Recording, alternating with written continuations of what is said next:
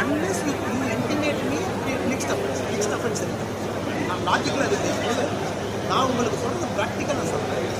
அடுத்து நான் அஃபென்ஸ் பண்ண போகிறேன்னு உங்களுக்கு டவுட் இருந்தால் எனக்கு கேளுங்க.